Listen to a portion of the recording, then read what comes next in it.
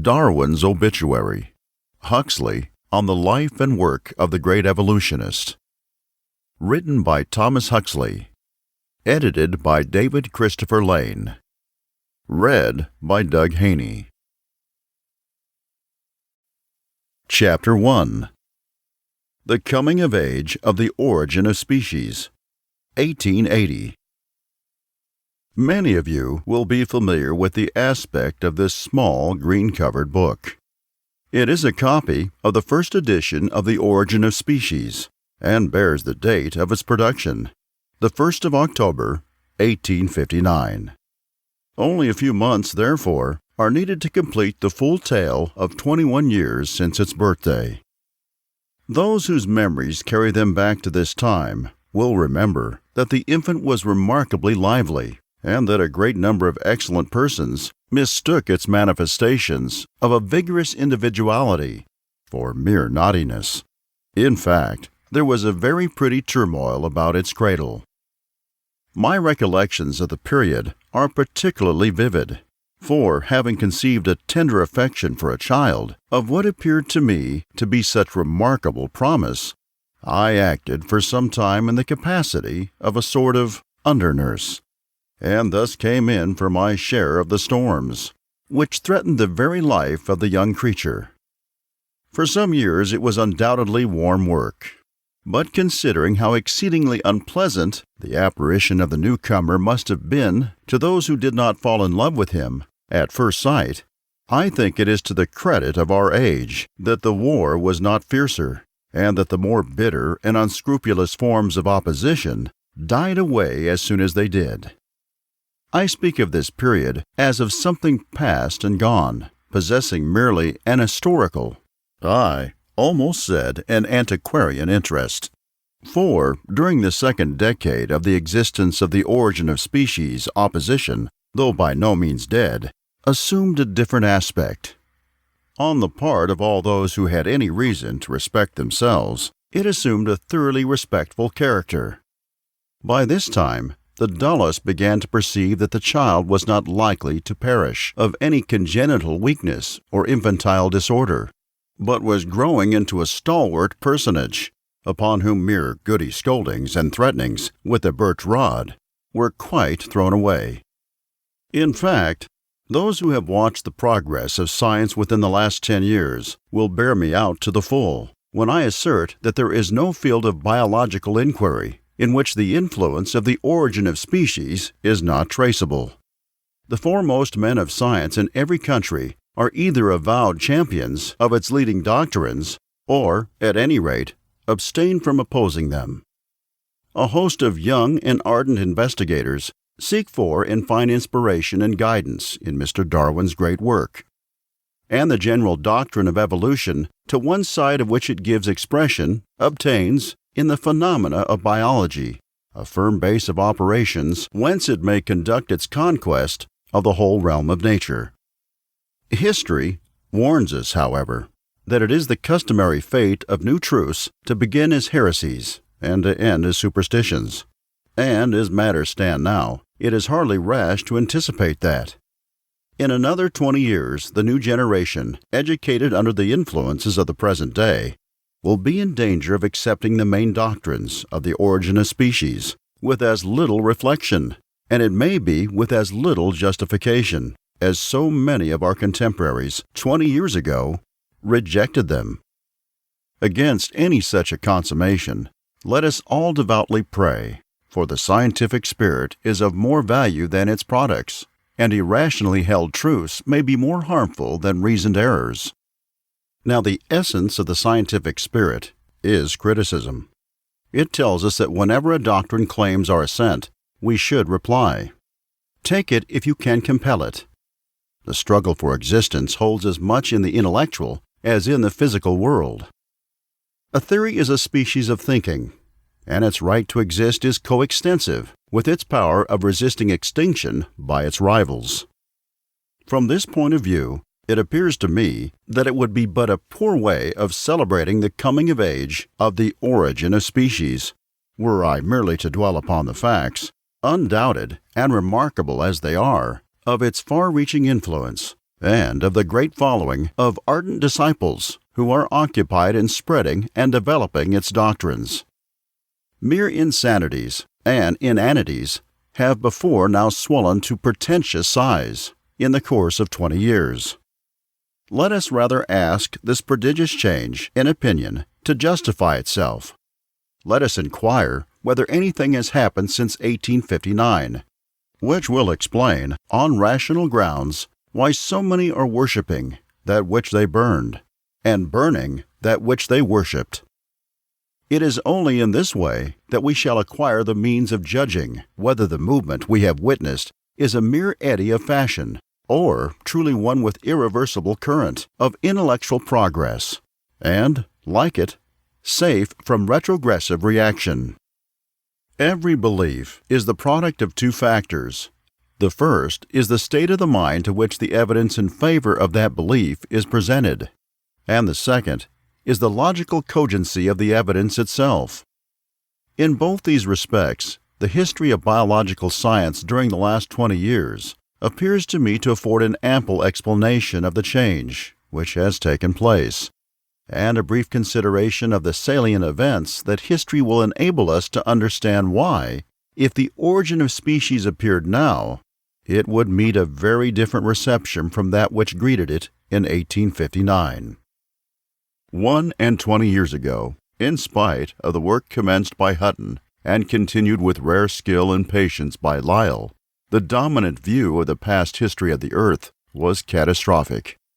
Great and sudden physical revolutions, wholesale creations, and extinctions of living beings were the ordinary machinery of the geological epoch brought into fashion by the misapplied genius of Cuvier. It was gravely maintained and taught that the end of every geological epoch was signalized by a cataclysm, by which every living being on the globe was swept away, to be replaced by a brand new creation when the world returned to quiescence. A scheme of nature which appeared to be modeled on the likeness of a succession of rubbers of whist, at the end of each of which the players upset the table and called for a new pack, did not seem to shock anybody. I may be wrong, but I doubt if, at the present time, there is a single responsible representative of these opinions left. The progress of scientific geology has elevated the fundamental principle of uniformitarianism, that the explanation of the past is to be sought in the study of the present, into the position of an axiom, and the wild speculations of the catastrophists, to which we all listened with respect a quarter of a century ago, would hardly find a single patient hearer at the present day. No physical geologist now dreams of seeking outside the range of known natural causes for the explanation of anything that happened millions of years ago, any more than he would be guilty of the like absurdity in regard to current events. The effect of this change of opinion upon biological speculation is obvious. For, if there have been no periodical general physical catastrophes, what brought about the assumed general extinctions and recreations of life, which are the corresponding biological catastrophes? And, if no such interruptions of the ordinary course of nature have taken place in the organic, any more than in the inorganic world, what alternative is there to the admission of evolution? The doctrine of evolution in biology is the necessary result of the logical application of the principles of uniformitarianism to the phenomena of life. Darwin is the natural successor of Hutton and Lyell, and the origin of species, the logical sequence of the principles of geology. The fundamental doctrine of the origin of species, as of all forms of the theory of evolution applied to biology, is that the innumerable species, genera, and families of organic beings in which the world is peopled have all descended, each within its own class or group, from common parents, and have all been modified in the course of descent. It is an obvious consequence of this theory of descent with modification, as it is sometimes called, that all plants and animals, however different they may now be, must at one time or other have been connected by direct or indirect intermediate gradations, and that the appearance of isolation presented by various groups of organic beings must be unreal.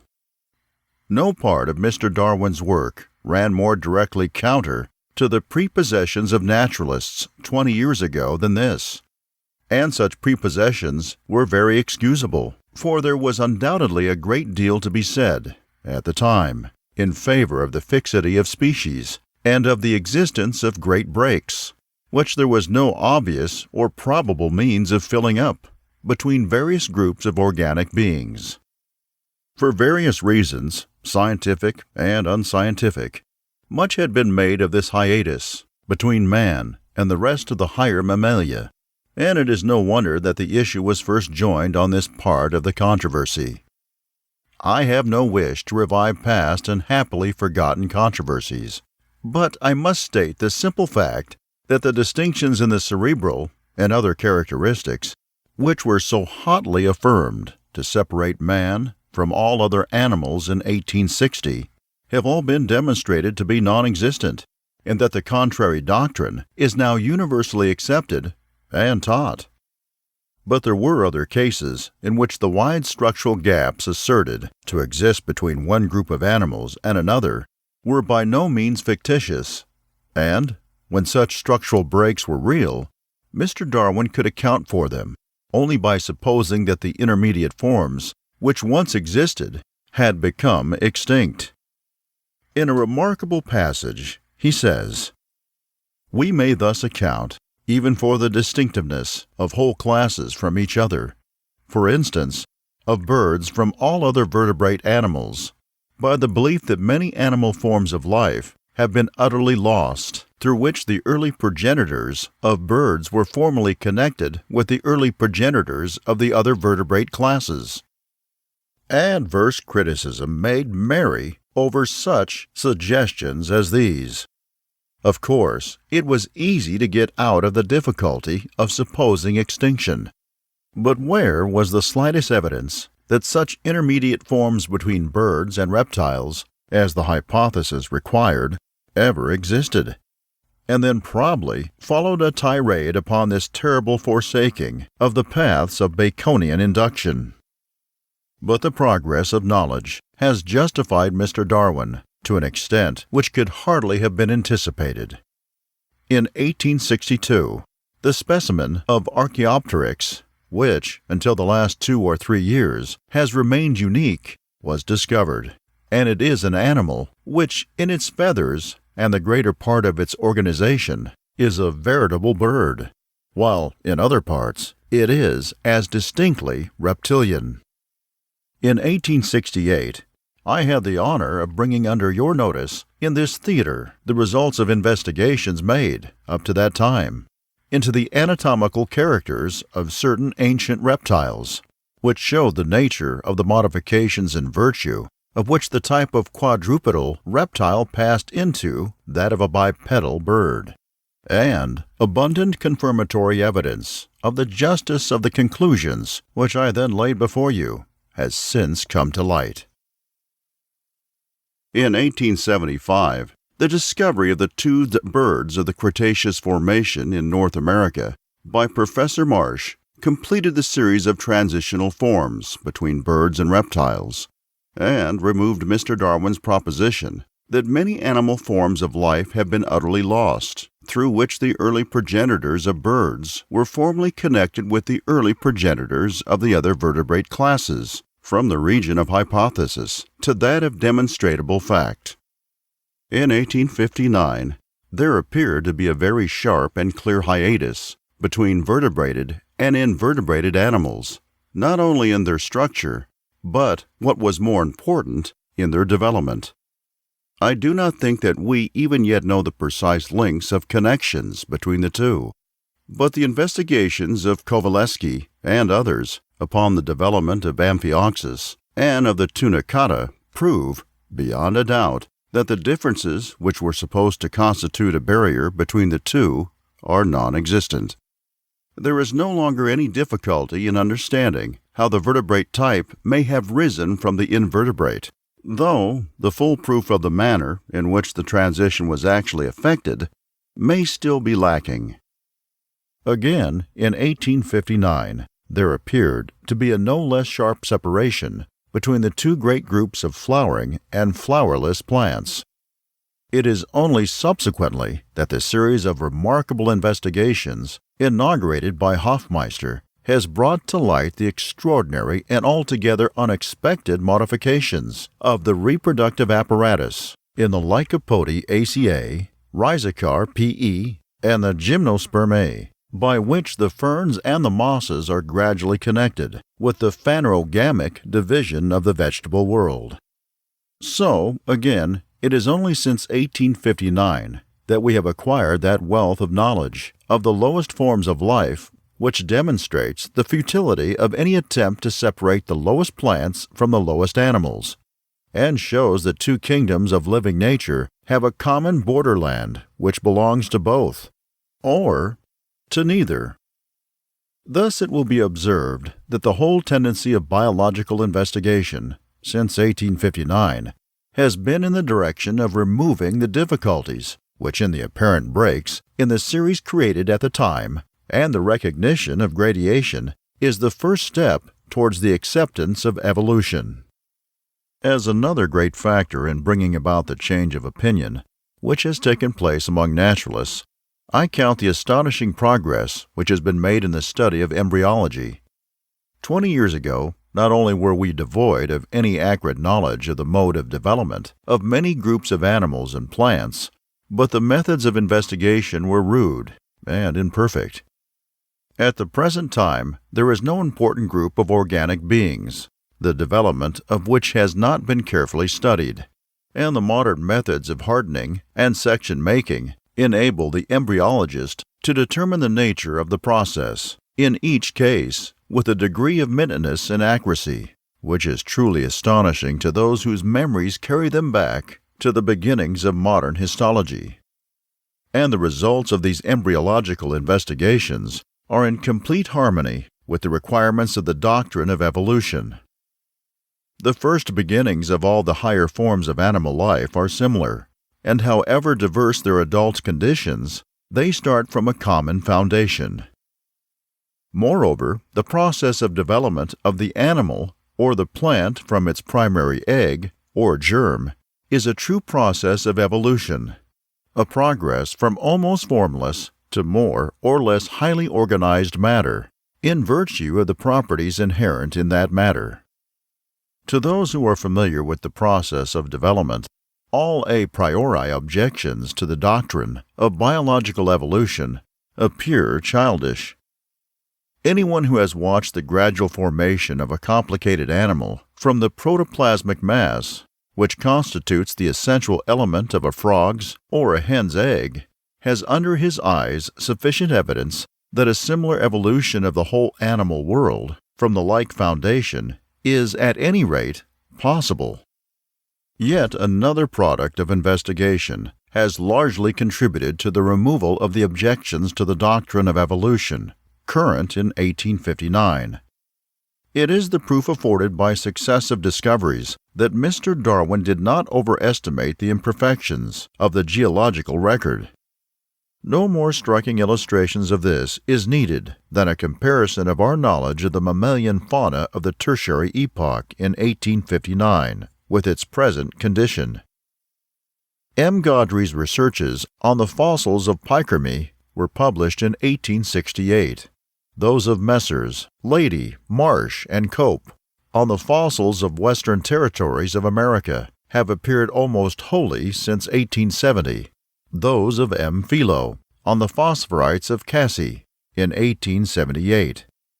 The general effect of these investigations has been to introduce us to a multitude of extinct animals, the existence of which was previously hardly suspected, just as if zoologists were to become acquainted with a country, hitherto unknown, as rich in novel forms of life as Brazil or South Africa once were to Europeans.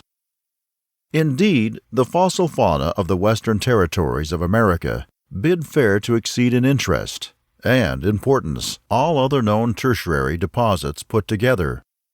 And yet, with the exception of the case of the American tertiaries, these investigations have extended over very limited areas, and at Pikerme were confined to an extremely small space. Such appear to me to be the chief events in the history of the progress of knowledge during the last 20 years, which account for the changed feeling with which the doctrine of evolution is at present regarded by those who have followed the advance of biological science in respect of those problems which bear indirectly upon that doctrine. But all this remains mere secondary evidence. It may remove dissent, but it does not compel assent. Primary and direct evidence in favor of evolution can be furnished only by paleontology. The geological record, so soon as it approaches completeness, must, when properly questioned, yield either an affirmative or a negative answer. If evolution has taken place, there will its mark be left. If it has not taken place, there will lie its refutation. What was the state of matters in 1859? Let us hear from Mr. Darwin, who may be trusted always to state the case against himself as strongly as possible. On this doctrine of the extermination of an infinitude of connecting links between the living and extinct inhabitants of the world, and at each successive period between the extinct and still older species, why is not every geological formation charged with such links?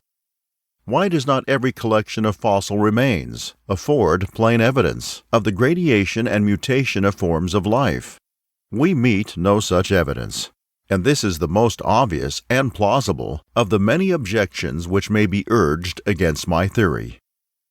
Nothing could have been more useful to the opposition than this characteristically candid avowal, twisted, as it immediately was, into an admission that the writer's views were contradicted by the facts of paleontology. But, in fact, Mr. Darwin made no such admission. What he says in effect is, not that paleontology evidence is against him, but that it is not distinctly in his favor, and, without attempting to attenuate the fact, he accounts for it by the scantiness and the imperfection of that evidence. What is the state of the case now, when, as we have seen, the amount of our knowledge respecting the mammalia of the tertiary epoch is increased 50-fold, and in some directions even approaches completeness?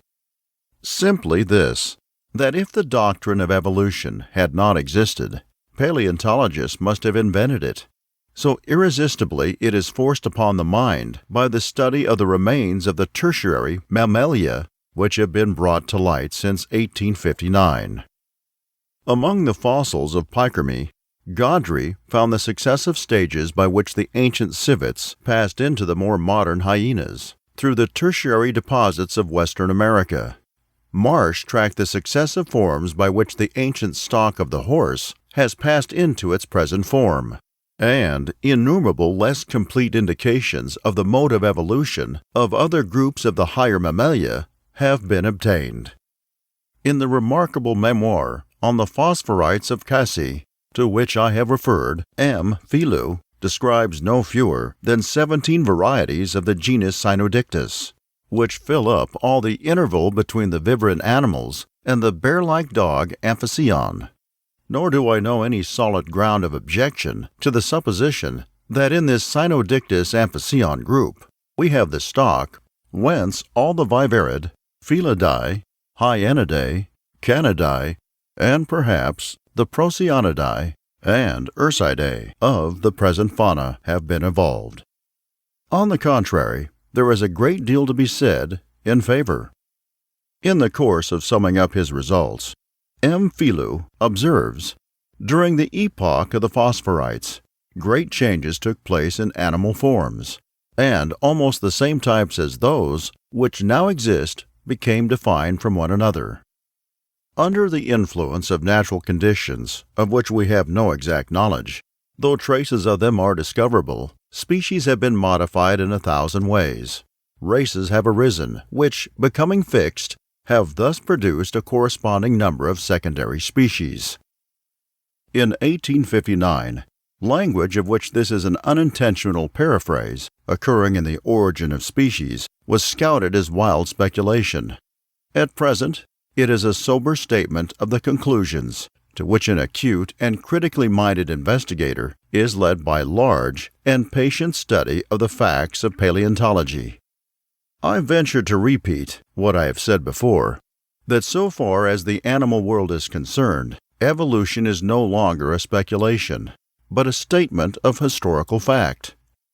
It takes its place alongside of those accepted truths, which must be reckoned with by philosophers of all schools. Thus, when on the first day of October next, the origin of species comes of age, the promise of its youth will be amply fulfilled, and we shall be prepared to congratulate the venerated author of the book, not only that the greatness of his achievement and its enduring influence upon the progress of knowledge have won him a place beside our Harvey, but still more, that, like Harvey, he has lived long enough to outlast detraction and opposition, and to see the stone that the builders rejected become the headstone of the corner. Chapter 2. Charles Darwin, Nature, April 27, 1882. Very few, even among those who have taken the keenest interest in the progress of the revolution in natural knowledge set afoot by the publication of The Origin of Species, and who have watched, not without astonishment, the rapid and complete change which has been effected both inside and outside the boundaries of the scientific world in the attitude of men's minds towards the doctrines which are expounded in that great work, can have been prepared for the extraordinary manifestation of affectionate regard for the man, and of profound reverence for the philosopher, which followed the announcement on Thursday last of the death of Mr. Darwin. Not only in these islands, where so many have felt the fascination of personal contact with an intellect which had no superior, and with a character which was even nobler than the intellect, but in all parts of the civilized world, it would seem that those whose business it is to feel the pulse of nations, and to know what interests the masses of mankind, were well aware that thousands of their readers would think the world the poorer for Darwin's death, and would dwell with eager interest upon every incident of his history. In France, in Germany, in Austro-Hungary, in Italy, in the United States, writers of all shades of opinion, for once unanimous, have paid a willing tribute to the worth of our great countryman, ignored in life by the official representatives of the kingdom, but laid in death among his peers in Westminster Abbey by the will of the intelligence of the nation. It is not for us to allude to the sacred sorrows of the bereaved home at Down, but it is no secret that outside that domestic group there are many to whom Mr. Darwin's death is a wholly irreparable loss. And this is not merely because of his wonderfully genial, simple, and generous nature, his cheerful and animated conversation, and the infinite variety and accuracy of his information, but because the more one knew of him, the more he seemed the incorporated ideal of a man of science. Acute as were his reasoning powers, vast as was his knowledge, marvelous as was his tenacious industry, under physical difficulties which would have converted 9 men out of 10 into aimless invalids, it was not these qualities, great as they were, which impressed those who were admitted to his intimacy with involuntary veneration, but a certain intense and almost passionate honesty, by which all his thoughts and actions were irradiated, as by a central fire. It was this rarest and greatest of endowments which kept his vivid imagination and great speculative powers within due bounds, which compelled him to undertake the prodigious labors of original investigation and of reading, upon which his published works are based, which made him accept criticism and suggestions from anybody and everybody, not only without impatience, but with expressions of gratitude, sometimes almost comically in excess of their value, which led him to allow neither himself nor others to be deceived by phrases, and to spare neither time nor pains in order to obtain clear and distinct ideas upon every topic with which he occupied himself. One could not converse with Darwin without being reminded of Socrates. there was the same desire to find someone wiser than himself, the same belief in the sovereignty of reason, the same ready humor, the same sympathetic interest in all the ways and works of men. But instead of turning away from the problems of nature as hopelessly insoluble, our modern philosopher devoted his whole life to attacking them in the spirit of Heraclitus and of Democritus, with the results which are the substance of which their speculations were anticipatory shadows. The due appreciation or even enumeration of these results is neither practicable nor desirable at this moment. There is a time for all things, a time for glorying in our ever-extending conquest over the realm of nature, and a time for mourning over the heroes who have led us to victory. None have fought better, and none have been more fortunate than Charles Darwin. He found a great truth trodden underfoot, reviled by bigots, and ridiculed by all the world. He lived long enough to see it, chiefly by his own efforts, irrevocably established in science, inseparably incorporated with the common thoughts of men, and only hated and feared by those who would revile, but dare not. What shall a man desire more than this? Once more, the image of Socrates rises unbidden, and the noble peroration of the Apology rings in our ears as if it were Charles Darwin's farewell. The hour of departure has arrived, and we go our ways. I too die, and you too live. Which is the better? God only knows. Chapter 3. The Darwin Memorial, June 9, 1885. Address by the President of the Royal Society, in the name of the Memorial Committee, on handing over the statue of Darwin to H.R.H., the Prince of Wales, as representative of the trustees of the British Museum. Your Royal Highness, it is now 3 years since the announcement of the death of our famous countryman, Charles Darwin, gave rise to a manifestation of public feeling, not only in these realms, but throughout the civilized world, which, if I mistake not, is without precedent in the modest annals of scientific biography.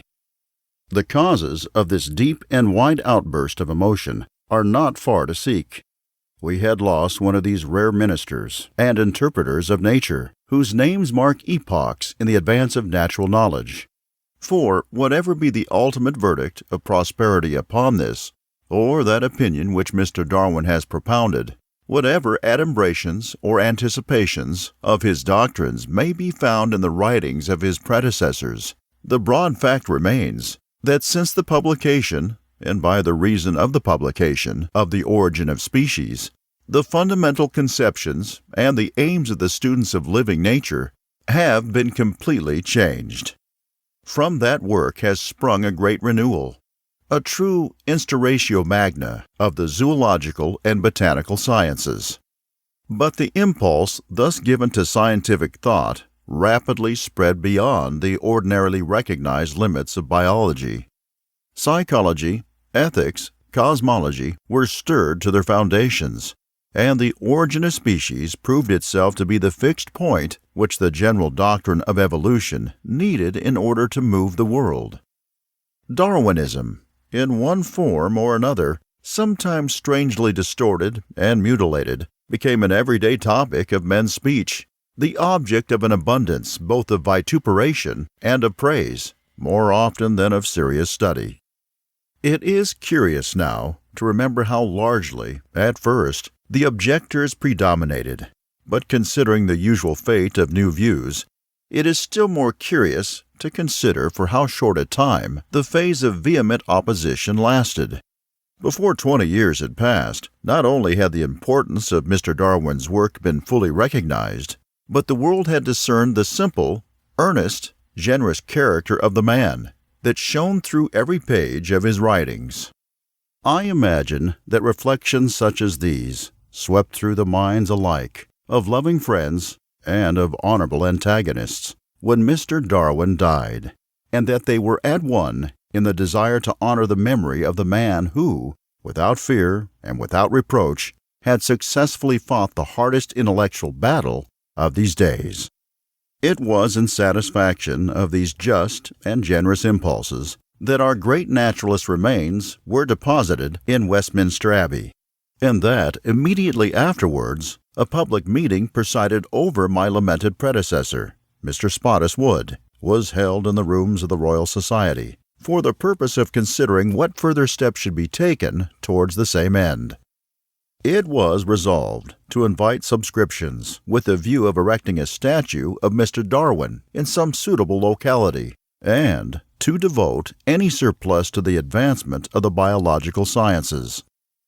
Contributions at once flowed in from Austria, Belgium, Brazil, Denmark, France, Germany, Holland, Italy, Norway, Portugal, Russia, Spain, Sweden, Switzerland, the United States, and the British colonies, no less than from all the parts of the three kingdoms, and they came from all classes of the community. To mention one interesting case, Sweden sent in 2,296 subscriptions from all sorts of people. As the distinguished man of science who transmitted them wrote, from the bishop to the seamstress, and in sums from £5 to 2 pence. The Executive Committee has thus been enabled to carry out the objects proposed. A Darwin Fund has been created, which is to be held in trust by the Royal Society, and is to be employed in the promotion of biological research. The execution of the statue was entrusted to Mr. Bohm, and I think that those who had the good fortune to know Mr. Darwin personally will admire the power of the artistic divination, which has enabled the sculptor to place before us a so very characteristic a likeness of one whom he had not seen. It appeared to the committee that, whether they regarded Mr. Darwin's career or the requirements of a work of art, no site could be so appropriate as this great hall, and they applied to the trustee of the British Museum for permission to erect it in its present position. That permission was most cordially granted, and I am desired to tender the best thanks of the committee to the trustees for their willingness to accede to our wishes. I also beg leave to offer the expression of our gratitude to Your Royal Highness for kindly consenting to represent the trustees today. It only remains for me, Your Royal Highness, my lords and gentlemen, trustees of the British Museum, in the name of the Darwin Memorial Committee, to request you to accept this statue of Charles Darwin. We do not make this request for the mere sake of perpetuating a memory, for so long as men occupy themselves with the pursuit of truth, the name of Darwin runs no more risk of oblivion than does that of Copernicus, or that of Harvey. Nor, most assuredly, do we ask you to preserve the statue in its cynossural position in this entrance hall of our National Museum of Natural History, as evidence that Mr. Darwin's views have received your official sanction. For science does not recognize such sanctions, and commits suicide when it adopts a creed. No, we beg you to cherish this memorial as a symbol by which, as generation after generation of students of nature enter yonder door, they shall be reminded of the ideal according to which they must shape their lives, if they would turn to the best account the opportunities offered by the great institution under your charge. Chapter 4. Obituary from the Obituary Notices of the Proceedings of the Royal Society, Volume 44, 1888. Charles Robert Darwin was the fifth child and second son of Robert Waring Darwin and Susanna Wedgwood, and was born on the 12th of February, 1809, at Shrewsbury, where his father was a physician in large practice. Mrs. Robert Darwin died when her son Charles was only 8 years old, and he hardly remembered her. A daughter of the famous Josiah Wedgwood, who created a new branch of potter's art, and established the great works of Etruria, could hardly fail to transmit important mental and moral qualities to her children, and there is a solitary record of her direct influence in the story told by a schoolfellow, who remembers Charles Darwin bringing a flower to school and saying that his mother had taught him how, by looking at the inside of the blossom, the name of the plant could be discovered. The references throughout this notice are to the life and letters, unless the contrary is expressly stated. The theory that men of genius derive their qualities from their mothers, however, can hardly derive support from Charles Darwin's case, in the face of the patent influence of his paternal forefathers. Dr. Darwin, indeed, though a man of marked individuality of character, a quick and acute observer with much practical sagacity, is said not to have had a scientific mind. But when his son adds that his father formed a theory for almost everything that occurred, he indicates a highly probable source for that inability to refrain from forming an hypothesis on every subject, which he confesses to be one of the leading characteristics of his own mind. Some pages further on, Dr. R. W. Darwin, again, was the third son of Erasmus Darwin, also a physician of great repute, who shared the intimacy of Watt and Priestley, and was widely known as the author of Zoonomia and other voluminous poetical and prose works, which he had a great vogue in the latter half of the 18th century. The celebrity which they enjoyed was in part due to the attractive style, at least according to the taste of that day, in which the author's extensive, though not very profound acquaintance with natural phenomena was set forth, but in a still greater degree, probably to the boldness of the speculative views, always ingenious and sometimes fantastic, in which he indulged. The conception of evolution, set afoot by Delamy and others in the early part of the century, not only found a vigorous champion in Erasmus Darwin, but he propounded an hypothesis as to the manner in which the species of animals and plants have acquired their characters, which is identical in principle with that subsequently rendered famous by Lamarck. That Charles Darwin's chief intellectual inheritance came to him from the paternal side, then, is hardly doubtful. But there is nothing to show that he was, to any sensible extent, directly influenced by his grandfather's biological work. He tells us that a perusal of the Zoonomia in early life produced no effect upon him, although he greatly admired it, and that, on reading it again 10 or 15 years afterwards, he was much disappointed, the proposition of speculation being so large to the facts given. But with his usual anxious candor, he adds, "Nevertheless, it is probable that the hearing, rather early in life, such views maintained and praised, may have favored my upholding them, in a different form, in my Origin of Species." Erasmus Darwin was in fact an anticipator of Lamarck, and not of Charles Darwin. There is no trace in his works of the conceptions by the addition of which his grandson metamorphosed the theory of evolution, as applied to living things, and gave it a new foundation. Charles Darwin's childhood and youth afforded no intimation that he would do anything out of the common run.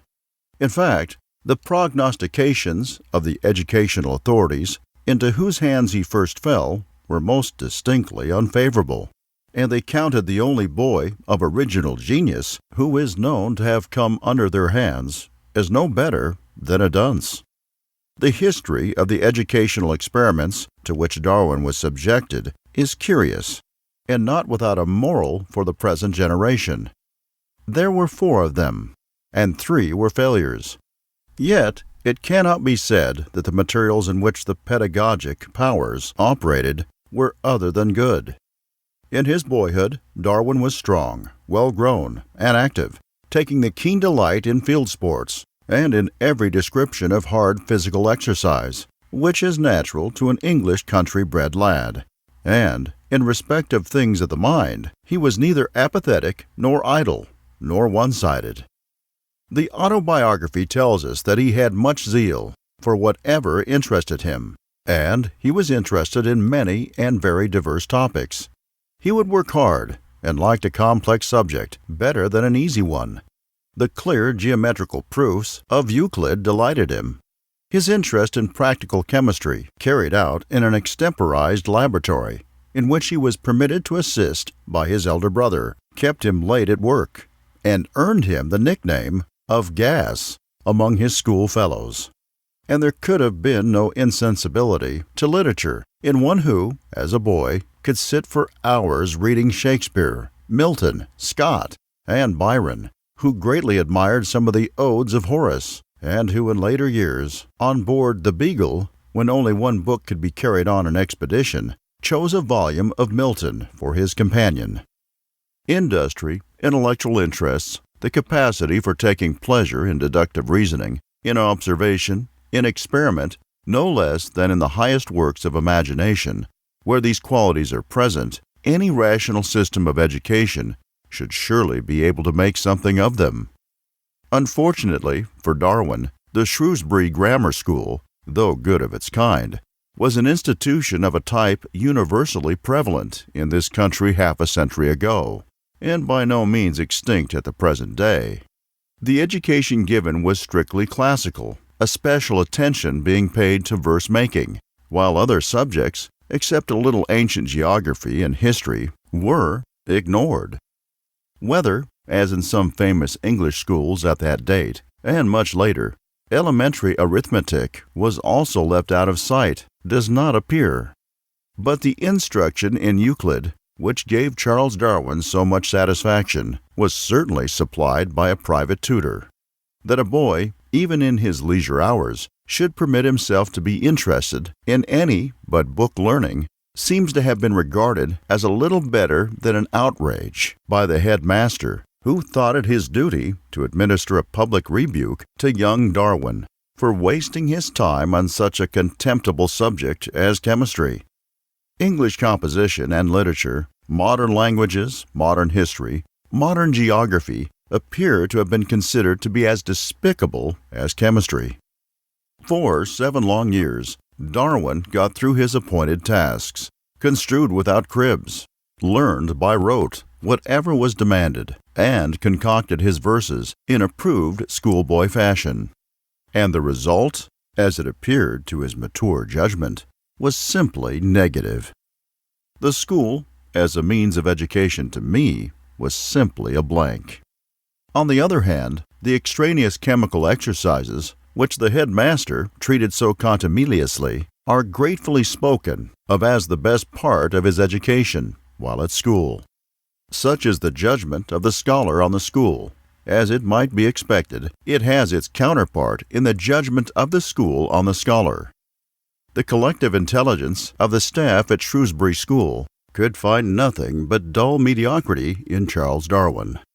The mind that found satisfaction in knowledge, but very little in mere learning, that could appreciate literature, but had no particular aptitude for grammatical exercises, appeared to the strictly classical pedagogue to be no mind at all. As a matter of fact, Darwin's school of education left him ignorant of almost all the things which it would have been well for him to know, and untrained in all the things it would have been useful for him to be able to do in after life. Drawing, practice in English composition, and instruction in the elements of the physical sciences would not only have been infinitely valuable to him in reference to his future career, but would have furnished the discipline suited to his faculties, whatever that career might be. And a knowledge of French and German, especially the latter, would have removed from his path obstacles which he never fully overcame. Thus, starved and stunted on the intellectual side, it is not surprising that Charles Darwin's energies were directed towards athletic amusements and sport, to such an extent that even his kind and sagacious father could be exasperated into telling him that he cared for nothing but shooting, dogs, and rat-catching. It would be unfair to expect even the wisest of fathers to have foreseen that the shooting and the rat-catching, as training in the ways of quick observation and in physical endurance, would prove more valuable than the construing and verse-making to his son, whose attempt, at a later period of his life, to persuade himself that shooting was almost an intellectual employment. It required so much skill to judge where to find most game, and to hunt the dogs well, was by no means so sophistical as he seems to have been ready to admit. In 1825, Dr. Darwin came to the very just conclusion that his son Charles would do no good by remaining at Shrewsbury School, and sent him to join his elder brother Erasmus, who was studying medicine at Edinburgh, with the intention that the younger son should also become a medical practitioner.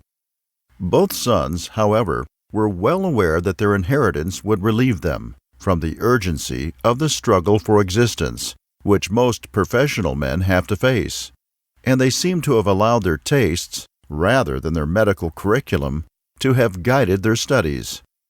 Erasmus Darwin was debarred by constant ill health from seeking the public distinction which his high intelligence and extensive knowledge would, under ordinary circumstances, have ensured. He took no great interest in biological subjects, but his companionship must have had its influence on his brother. Still, more was exerted by friends like Coldstream and Grant, both subsequently well-known zoologists, and the latter an enthusiastic Lamarckian, by whom Darwin was induced to interest himself in marine zoology. A notice of the ciliated germs of Flustra, communicated to the Plinian Society in 1826, was the first fruits of Darwin's half-century of scientific work. Occasional attendance at the Wernerian Society brought him into relation with that excellent ornithologist, the elder McGillivray, and enabled him to see and hear Audubon. Moreover, he got lessons in bird stuffing from a Negro who had accompanied the eccentric traveler Waterton in his wanderings before settling in Edinburgh. No doubt, Darwin picked up a great deal of valuable knowledge during his 2 years' residence in Scotland, but it is equally clear that next to none of it came through the regular channels of academic education. Indeed, the influence of the Edinburgh professorate appears to have been mainly negative, and in some cases deterrent, creating in his mind not only a very low estimate of the value of lectures, but an antipathy to the subjects which had been the occasion of the boredom inflicted upon him by their instrumentality. With the exception of Hope, the professor of chemistry, Darwin found them all intolerably dull. 40 years afterwards, he writes of the lectures of the professor of materia medica that they were fearful to remember. The professor of anatomy made his lectures as dull as he was himself, and he must have been very dull to have wrung from his victim the sharpest personal remark recorded as his. But the climax seems to have been attained by the professor of geology and zoology, whose prelections were so incredibly dull that they produced in their hearer the somewhat rash determination never to read a book on geology or in any way to study the science so long as he lived. There is much reason to believe that the lectures in question were eminently qualified to produce the impression which they made, and there can be little doubt that Darwin's conclusion that his time was better employed in reading than in listening to such lectures was a sound one. But it was particularly unfortunate that the personal and professional dullness of the professor of anatomy, combined with Darwin's sensitiveness to the disagreeable concomitants of anatomical work, drove him away from the dissecting room. In afterlife, he justly recognized that this was an irremediable evil in reference to the pursuits he eventually adopted. Indeed, it is marvelous that he succeeded in making up for his lack of anatomical discipline, so far as his work on the cirripeds shows he did. And the neglect of anatomy had the further unfortunate result that it excluded him from the best opportunity of bringing himself into direct contact with the facts of nature which the university had to offer. In those days, almost only the practical scientific work accessible to students was anatomical, and the only laboratory at their disposal the dissecting room. We may now console ourselves with the reflection that the partial evil was the general good. Darwin had already shown an aptitude for practical medicine, and his subsequent career proved that he had the making of an excellent anatomist. Thus, though his horror of operations would probably have shut him off from surgery, there was nothing to prevent him, any more than the same peculiarity prevented his father from passing successfully through the medical curriculum and becoming, like his father and grandfather, a successful physician, in which case The Origin of Species would not have been written. Darwin has jestingly alluded to the fact that the shape of his nose, to which Captain Fitzroy objected, nearly prevented his embarkation in the Beagle. It may be that sensitiveness of that organ secured him for science. At the end of 2 years' residence in Edinburgh, it hardly needed Dr. Darwin's sagacity to conclude that a young man who found nothing but dullness in professorial lucubrations could not bring himself to endure a dissecting room, fled from operations, and did not need a profession as a means of livelihood, was hardly likely to distinguish himself as a student of medicine. He therefore made a new suggestion, proposing that his son should enter an English university and qualify for the ministry of the church. Charles Darwin found the proposal agreeable. Nonetheless, probably, that a good deal of natural history and a little shooting were by no means held, at that time, to be incompatible with the conscientious performance of the duties of a country clergyman. But it is the characteristic of the man that he asked time for consideration, in order that he might satisfy himself that he could sign the 39 Articles with a clear conscience. However, the study of Pearson on the Creeds, and a few other books of divinity, soon assured him that his religious opinions left nothing to be desired on the score of orthodoxy, and he acceded to his father's proposition. The English university selected was Cambridge, but an unexpected obstacle arose from the fact that within the 2 years which had elapsed since the young man who had enjoyed 7 years of the benefit of a strictly classical education had left school. He had forgotten almost everything he had learned there, even to some few of the Greek letters.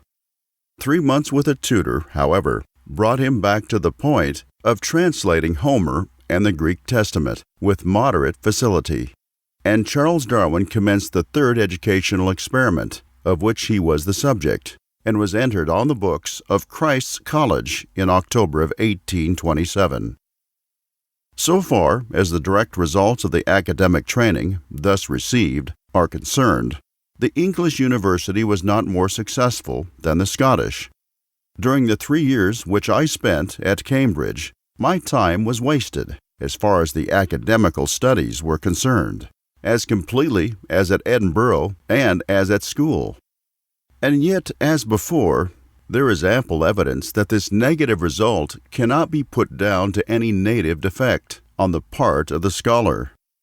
Idle and dull young men, or even young men who, being neither idle nor dull, are incapable of caring about anything but some hobby, do not devote themselves to the thorough study of Paley's moral philosophy and evidences of Christianity, nor are there reminiscences of this particular portion of their studies expressed in terms such as the following: the logic of this book, the evidences, and, as I may add, of his natural theology, gave me as much delight as did Euclid. The collector's instinct, strong in Darwin from his childhood, as is usually the case in great naturalists, turned itself in the direction of insects during his residence at Cambridge. In childhood, it had been damped by the moral scruples of a sister as to the propriety of catching and killing insects for the mere sake of possessing them. But now it broke out afresh, and Darwin became an enthusiastic beetle collector. Oddly enough, he took no scientific interest in beetles, not even troubling himself to make out their names.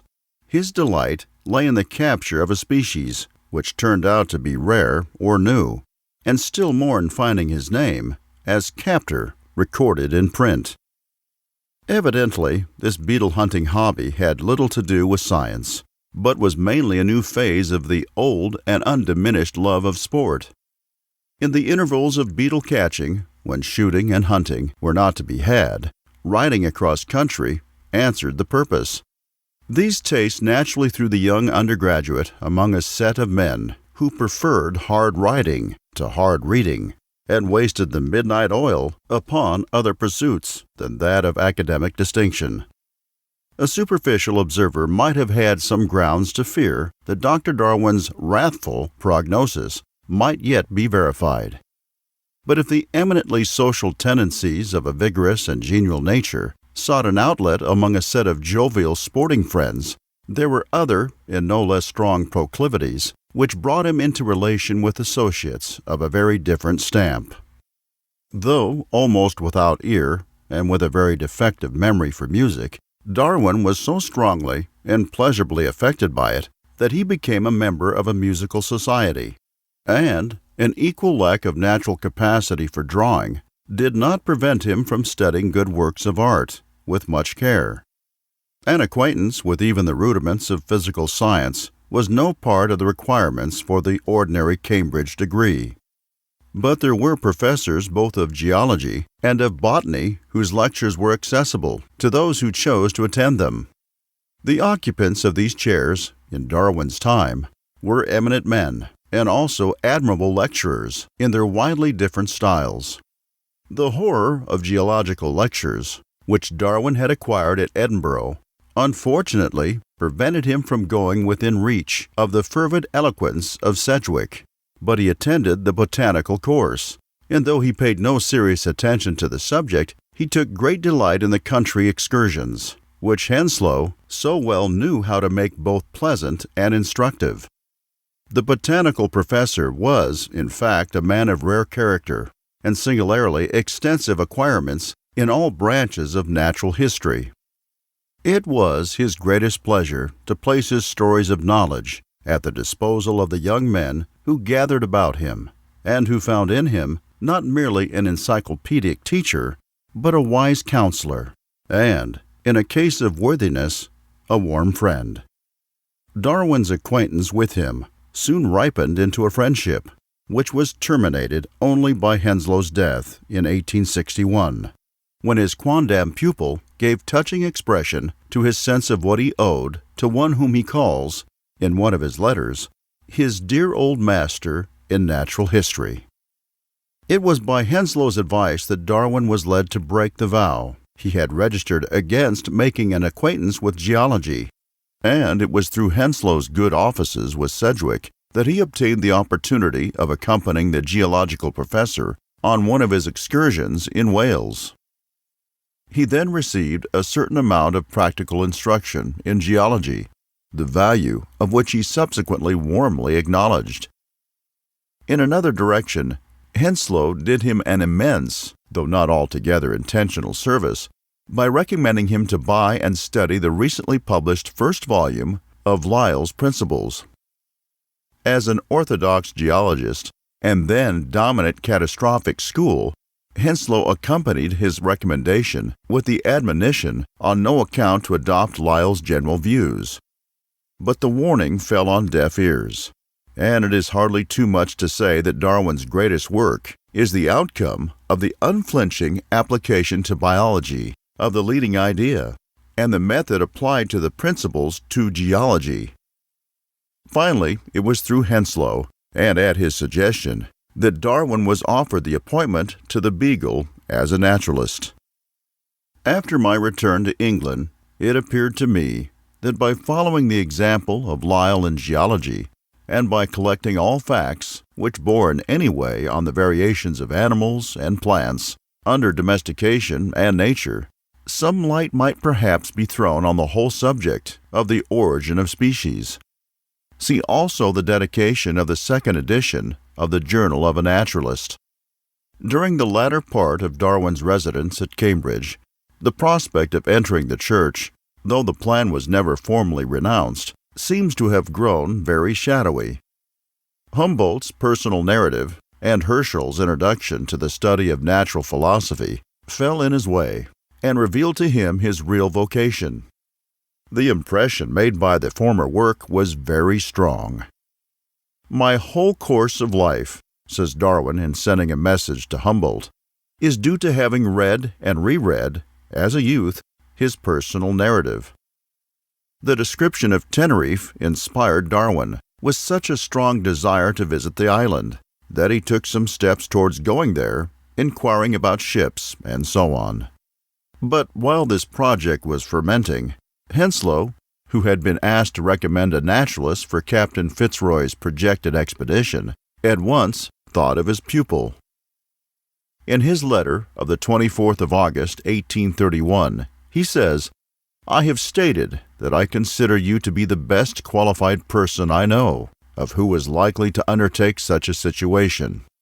I state this not on the supposition of your being a finished naturalist, but as amply qualified for collecting, observing, and noting anything worthy to be noted in natural history. The voyage is to last 2 years, and if you take plenty of books with you, anything you please may be done." The state of the case could not have been better put. Assuredly, the young naturalist's theoretical and practical scientific training had gone no further than might suffice for the outfit of an intelligent collector and note-taker. He was fully conscious of the fact, and his ambition hardly rose above the hope that he should bring back materials for the scientific lions at home of sufficient excellence to prevent them from turning and rendering him. But a fourth educational experiment was to be tried. This time, nature took him in hand herself and showed him the way by which, to borrow Henslow's prophetic phrase, anything he pleased might be done. The conditions of life presented by a ship of war of only 242 tons burthen would not prima facie appear to be so favorable to intellectual development as those offered by the cloistered retirement of Christ's College.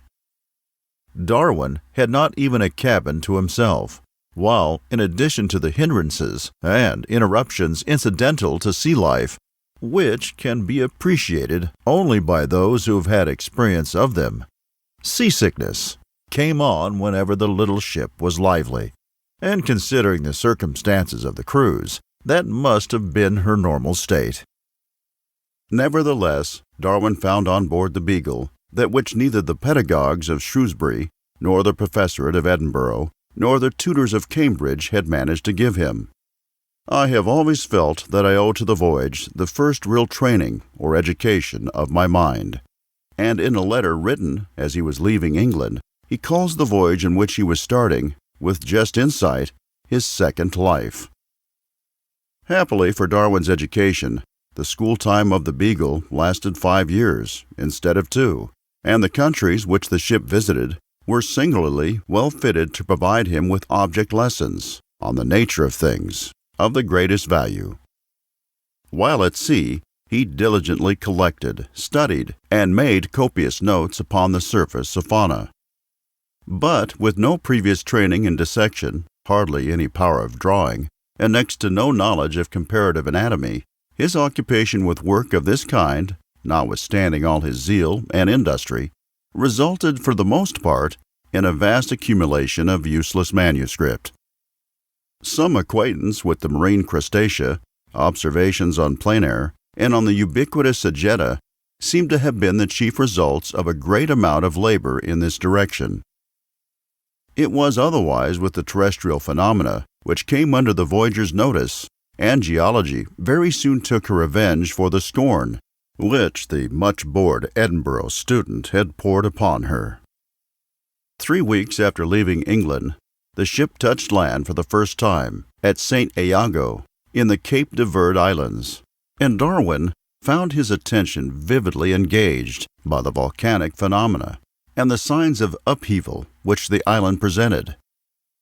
His geological studies had already indicated the direction in which a great deal might be done beyond collecting, and it was while sitting beneath a low lava cliff on the shore of this island that a sense of his real capability first dawned upon Darwin, and prompted the ambition to write a book on the geology of the various countries visited. Even at this early date, Darwin must have thought much on geological topics, for he was already convinced of the superiority of Lyell's views to those entertained by the catastrophists, and his subsequent study of the tertiary deposits and of the terraced gravel beds of South America was eminently fitted to strengthen that conviction. The letters from South America contain little reference to any scientific topic except geology, and even the theory of the formation of coral reefs was prompted by the evidence of extensive and gradual changes of level afforded by the geology of South America. No other work of mine, he says, was begun in so deductive a spirit as this, for the whole theory was thought out on the west coast of South America, before I had seen a true coral reef. I had, therefore, only to verify and extend my views by a careful examination of living reefs. In 1835, when starting from Lima for the Galapagos, he recommends his friend W. D. Fox to take up geology. There is so much larger a field for thought than in the other branches of natural history. I am become a zealous disciple of Mr. Lyell's views, as made known in his admirable book. Geologicizing in South America, I am tempted to carry parts to a greater extent even than he does. Geology is a capital science to begin with, as it requires nothing but a little reading, thinking, and hammering. The truth of the last statement, when it was written, is a curious mark of the subsequent progress of geology. Even so late as 1836, Darwin speaks of being much more inclined for geology than the other branches of natural history. I had brought with me the first volume of Lyell's Principles of Geology, which I studied attentively, and the book was of the highest service to me in many ways. The very first place which I examined, namely St. Iago in the Cape de Verde Islands, showed me clearly the wonderful superiority of Lyell's manner of treating geology, compared with that of any other author whose works I had with me or ever afterwards read. At the end of the letter to Mr. Fox, however, a little doubt is expressed whether zoology studies might not, after all, have been more profitable, and an interesting passage in the autobiography enables us to understand the origin of this hesitation. During the voyage of the Beagle, I had been deeply impressed by discovering in the Pampean Formation great fossil animals covered with armor, like that on the existing armadillos. Secondly, by the manner in which closely allied animals replace one another in proceeding southwards over the continent. And thirdly, by the South American character of most of the productions of the Galapagos archipelago, and, more especially, by the manner in which they differ slightly on each island of the group, some of the islands appearing to be very ancient in a geological sense. It was evident that such facts as these, as well as many others, could only be explained on the supposition that species gradually become modified, and the subject haunted me. But it was equally evident that neither the action of the surrounding conditions nor the will of the organisms, especially in the case of plants, could account for the innumerable cases in which organisms of every kind are beautifully adapted to their habits of life. For instance, a woodpecker or a tree frog to climb trees, or a seed for dispersal by hooks or plumes. I had always been much struck by such adaptations, and until these could be explained, it seemed to be almost useless to endeavor to prove my indirect evidence that species have been modified. The facts to which reference is here made were, without doubt, eminently fitted to attract the attention of a philosophical thinker.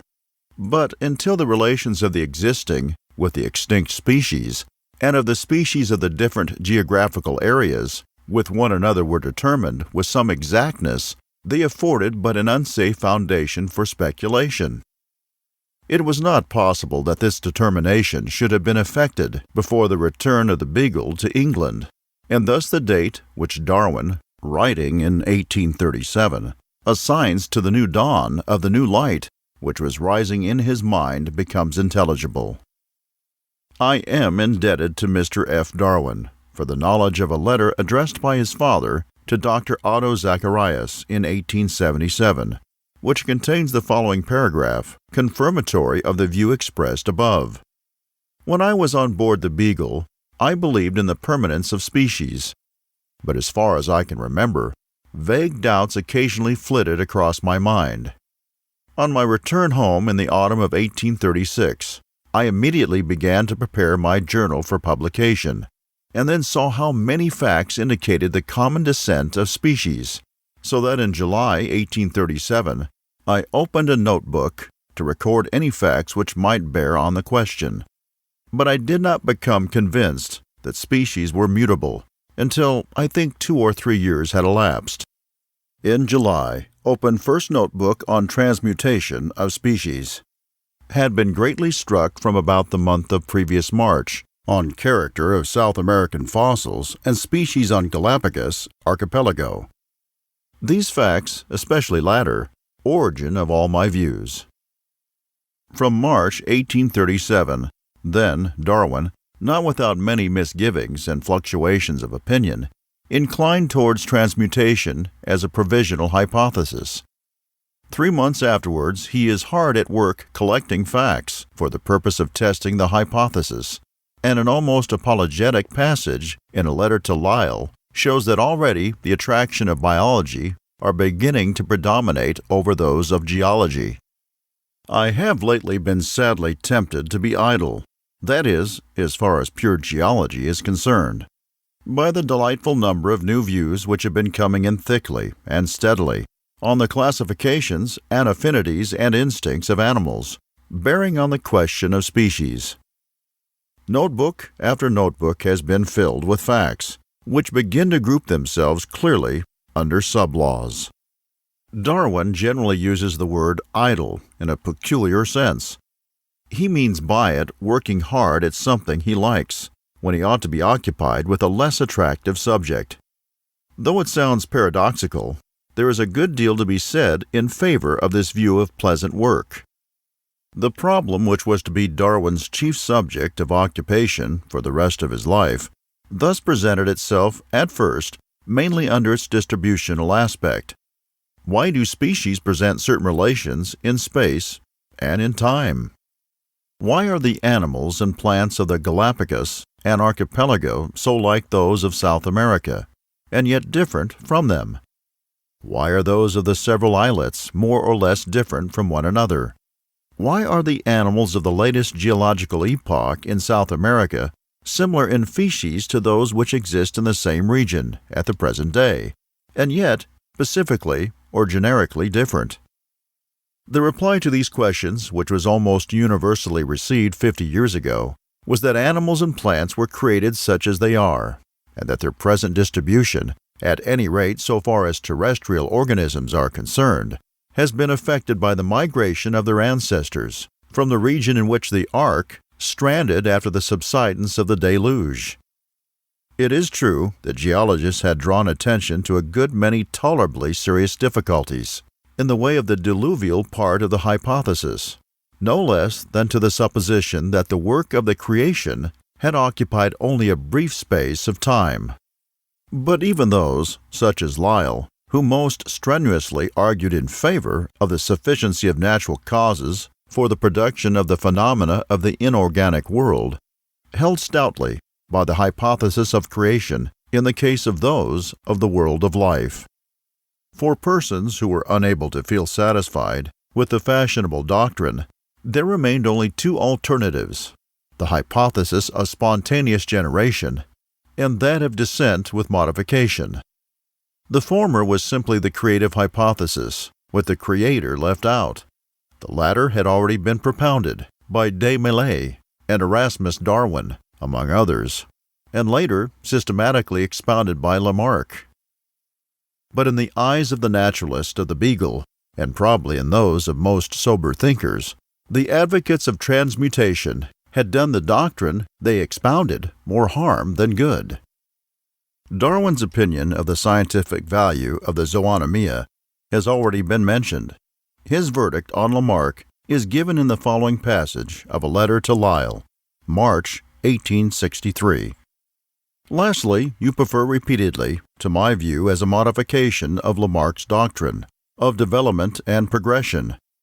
If this is your deliberate opinion, there is nothing to be said, but it does not seem so to me. Plato, Buffon, my grandfather, before Lamarck, and others, propounded the obvious view that if species were not created separately, they must have descended from other species, and I can see nothing else in common between the origin and Lamarck. I believe this way of putting the case is very injurious to its acceptance, as it implies necessary progression and closely connects Wallace's and my views with what I consider, after 2 deliberate readings, as a wretched book, and one from which, I well remember to my surprise, I gained nothing. But, adds Darwin with a little touch of banter, I know you rank it higher, which is curious, as it did not in the least shake your belief. To me, it was an absolute useless book. Unable to find any satisfactory theory of the process of descent with modification in the works of his predecessors, Darwin proceeded to lay the foundations of his own views independently, and he naturally turned in the first place to the only certain known examples of descent with modification, namely, those which are presented by domestic animals and cultivated plants. He devoted himself to the study of these cases with a thoroughness to which none of his predecessors even remotely approximated, and he very soon had his reward in the discovery that selection was the keystone of man's success in making useful races of animals and plants. This was the first step in Darwin's progress, though its immediate result was to bring him face to face with a great difficulty. But how selection could be applied to organisms living in a state of nature remained for some time a mystery to me. The key to this mystery was furnished by the accidental perusal of the famous essay of Malthus on population in the autumn of 1838. The necessary result of unrestricted multiplication is competition for the means of existence. The success of one competitor involves the failure of the rest, that is, their extinction, and this selection is dependent on the better adaptation of the successful competitor to the conditions of the competition. Variation occurs under natural no less than under artificial conditions. Unrestricted multiplication implies the competition of varieties, and the selection of those which are relatively best adapted to the conditions.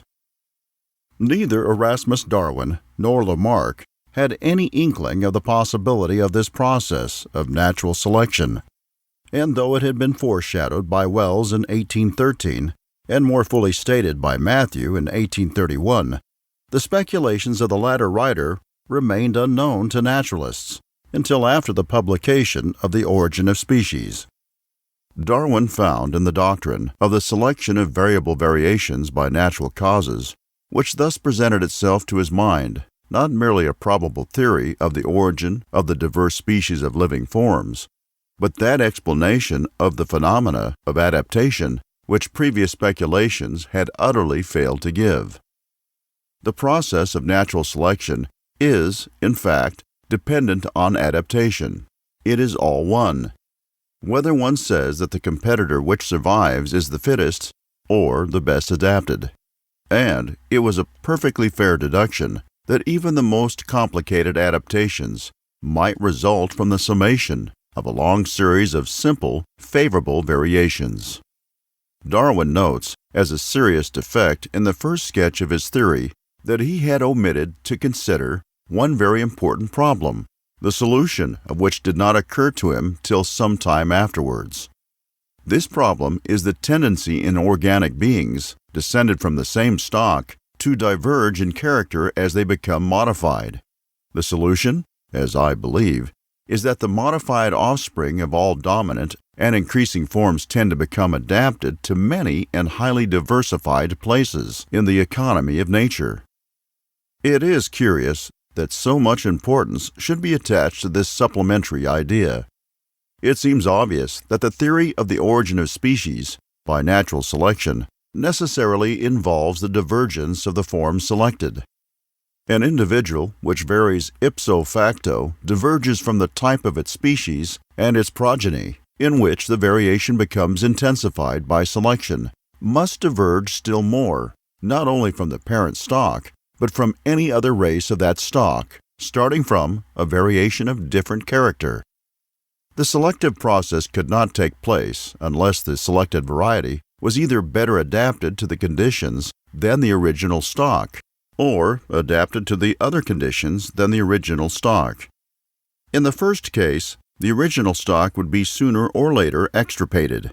In the second, the type, as represented by the original stock, and the variety would occupy more diversified stations than it did before.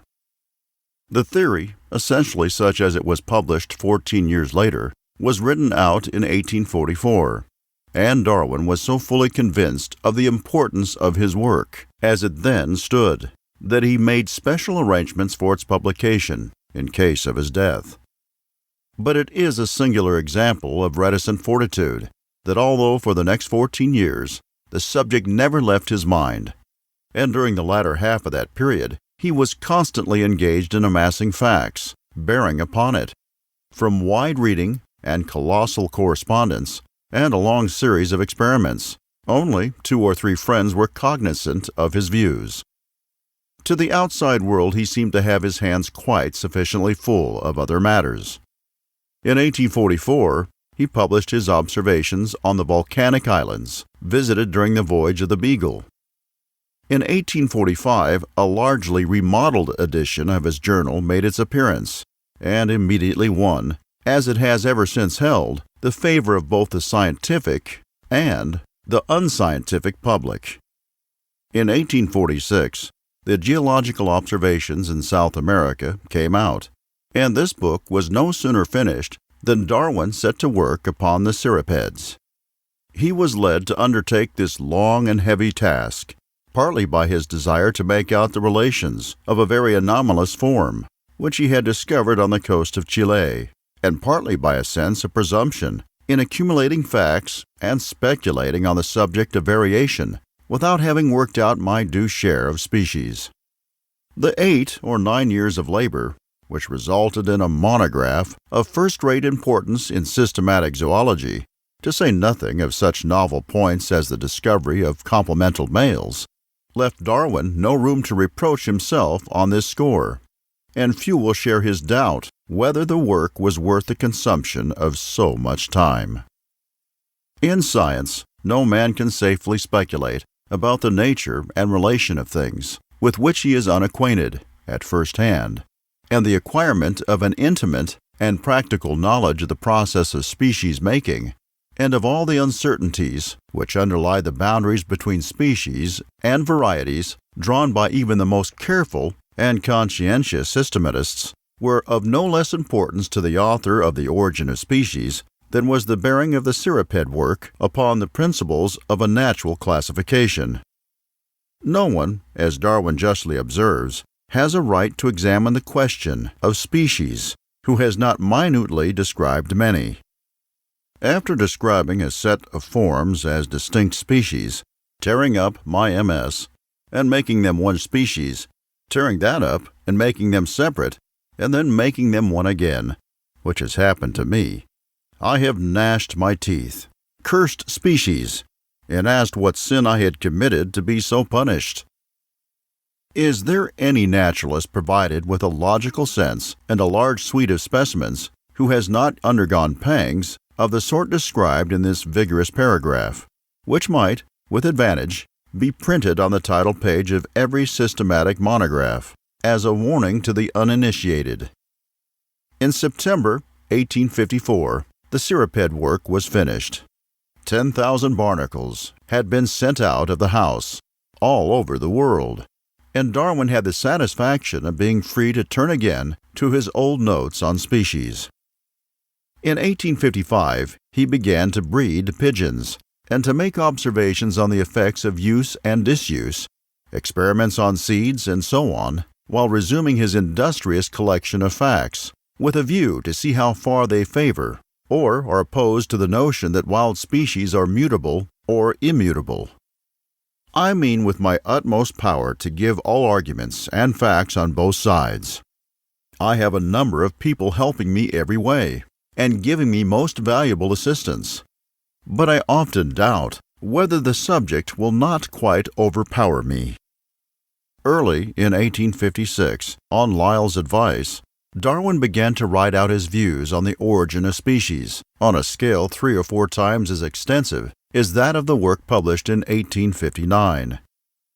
In July of the same year, he gave a brief sketch of his theory in a letter to Asa Gray, and in the year 1857, his letters to his correspondents show him to be busily engaged on what he calls his big book.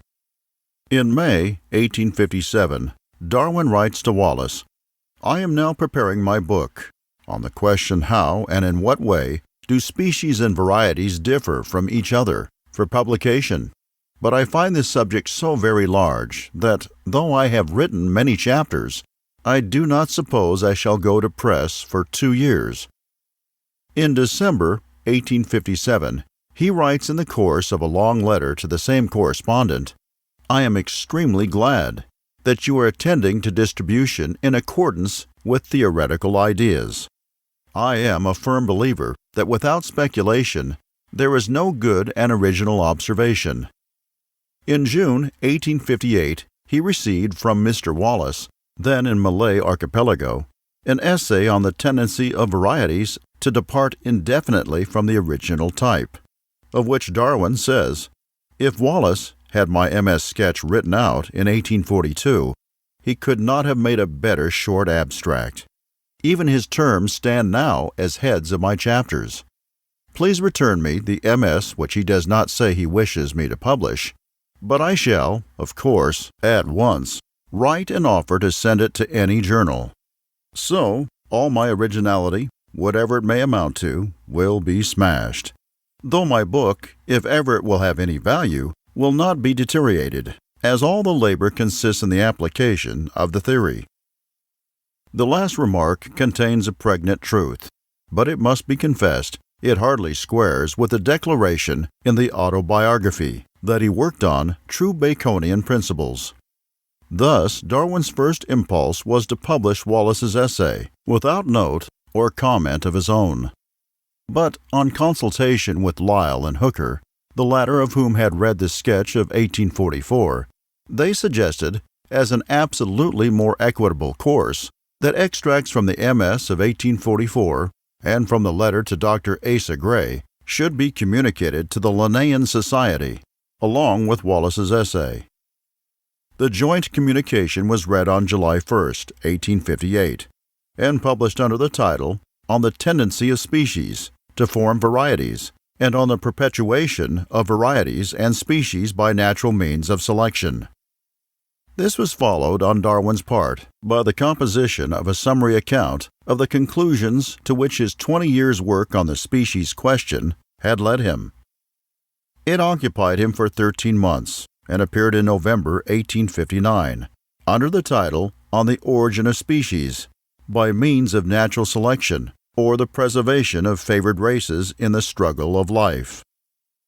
It is doubtful if any single book, except the Principia, ever worked so great and so rapid a revolution in science, or made so deep an impression on the general mind. It aroused a tempest of opposition, and met with equally vehement support, and it must be added that no book has been more widely and persistently misunderstood by both friends and foes. In 1861, Darwin remarks to a correspondent, "You understood my book perfectly, and that I find a very rare event with my critics."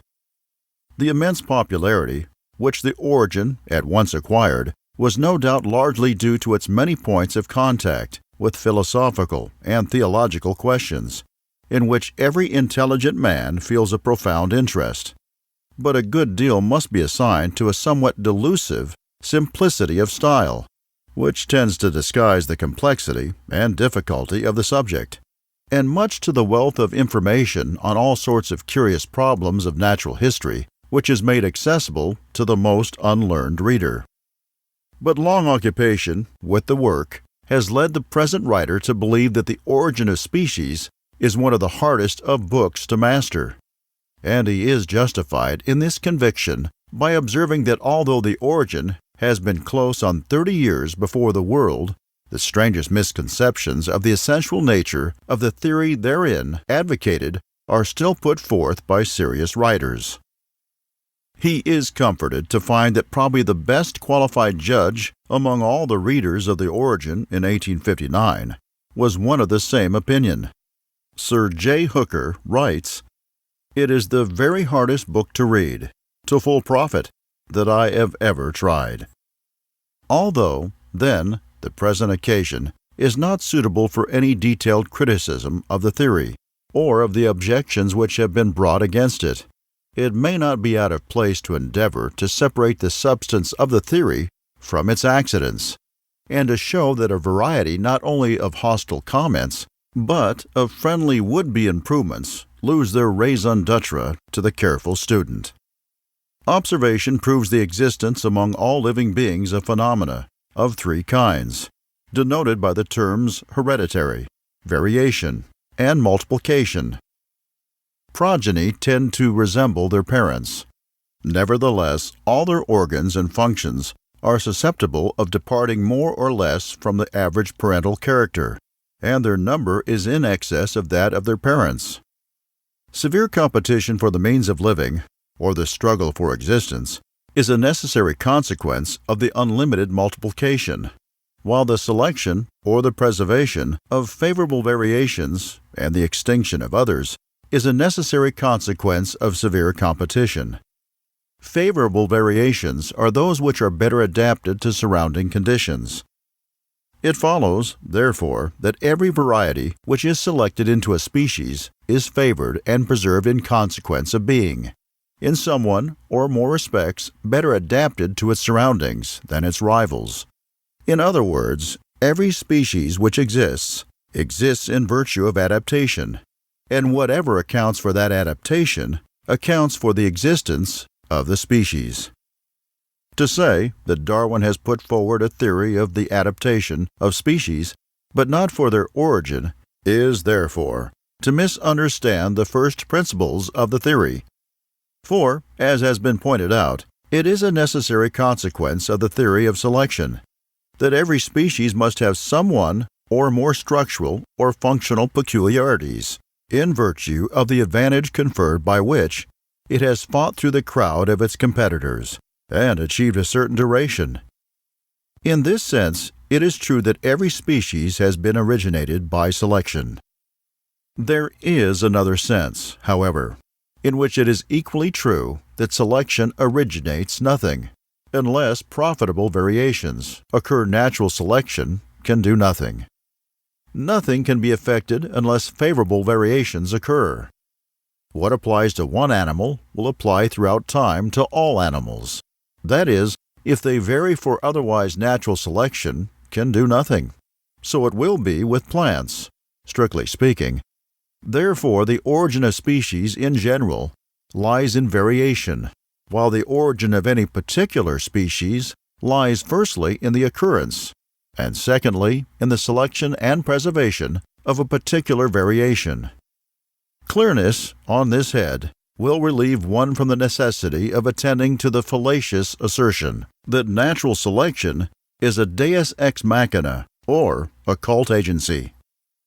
Those, again, who confuse the operation of the natural causes which bring about variation and selection with what they are pleased to call chance can hardly have read the opening paragraph of the 5th chapter of The Origin.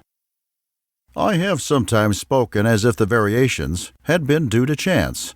This is, of course, a wholly incorrect expression, but it seems to acknowledge plainly our ignorance of the cause of each particular variation. Another point of great importance to the right comprehension of the theory is that while every species must needs have some adaptive, advantageous characters, to which it owes its preservation by selection, it may possess any number of others, which are neither advantageous nor disadvantageous, but indifferent, or even slightly disadvantageous. For variations take place, not merely in one organ or function at a time, but in many, and thus an advantageous variation, which gives rise to the selection of a new race or species, may be accompanied by others, which are indifferent, but which are just as strongly hereditary as the advantageous variations. The advantageous structure is but one product of a modified general constitution, which may manifest itself by several other products, and the selective process carries the general constitution along with the advantageous special peculiarity. A given species of plant may owe its existence to the selective adaptation of its flowers to insect fertilizers, but the character of its leaves may be the result of variations of an indifferent character. It is the origin of variations of this kind to which Darwin refers in his frequent reference to what he calls laws of correlation of growth, or correlated variation. These considerations lead us further to see the inappropriateness of the objections raised to Darwin's theory on the ground that natural selection does not account for the first commencements of useful organs. But it does not pretend to do so.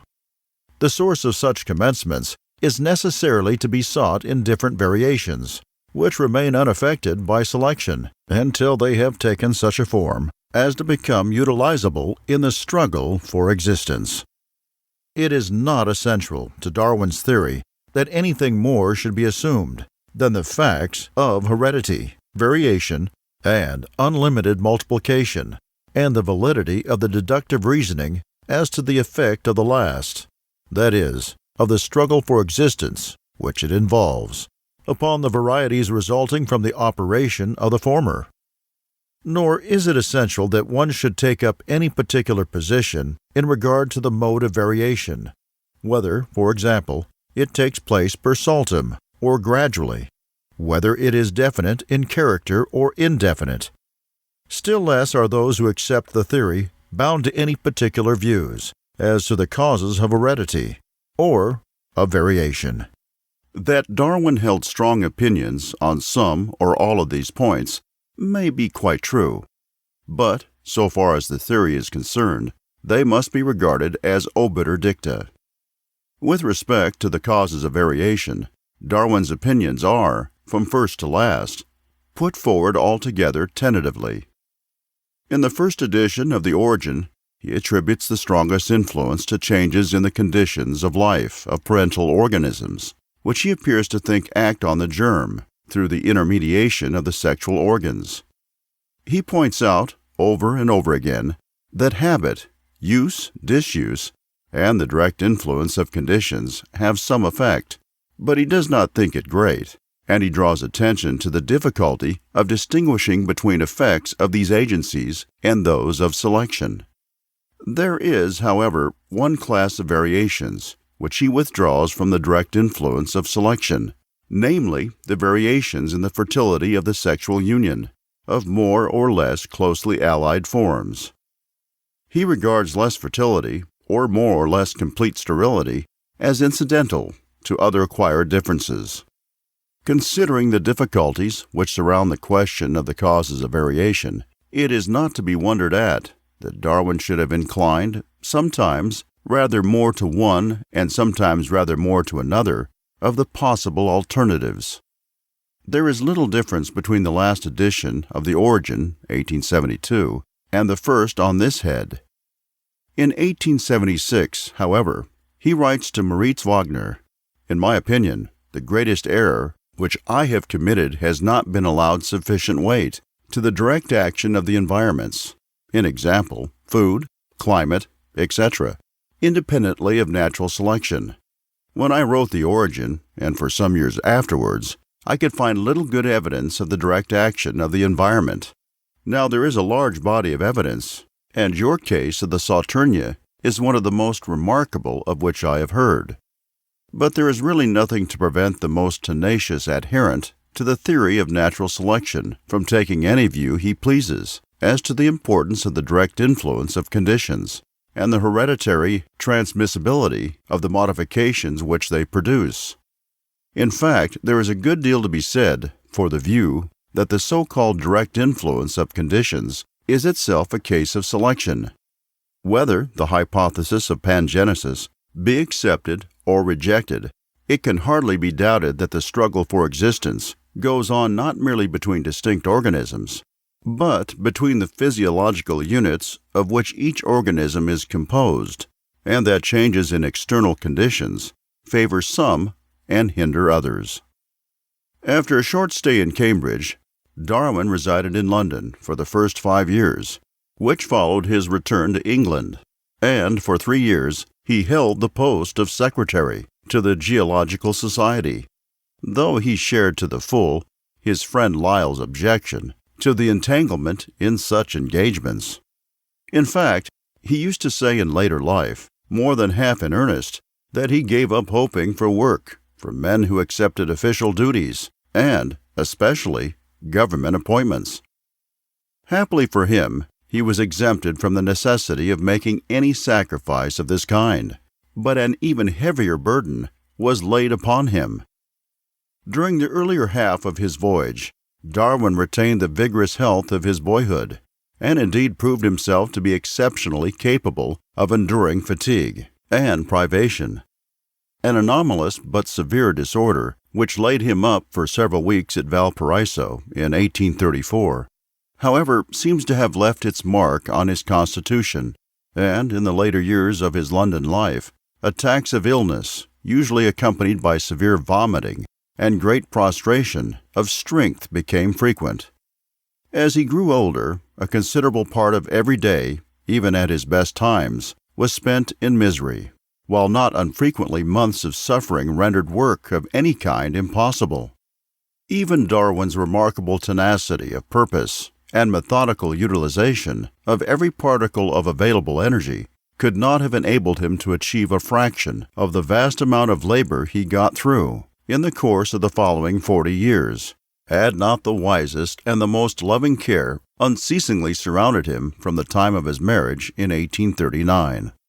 As early as 1842, the failure of health was so marked that removal from London became imperatively necessary, and Darwin purchased a house and grounds at Down, a solitary hamlet in Kent, which was his home for the rest of his life.